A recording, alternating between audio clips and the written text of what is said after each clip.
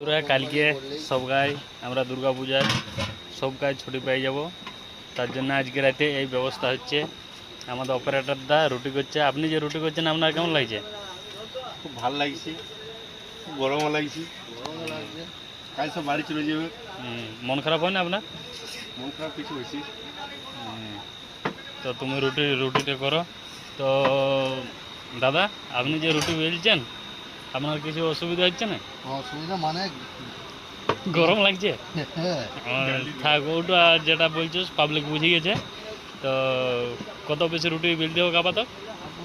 60 piece এখনো। রুটির সাথে আর কি আছে?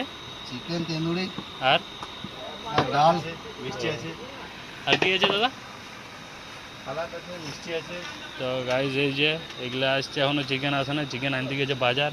তো দেখো এটার মধ্যে রুটিগুলো রাখা হচ্ছে। এই দেখো রুটি টোটাল আমরা 10-12 জন আছি। 10-12 জন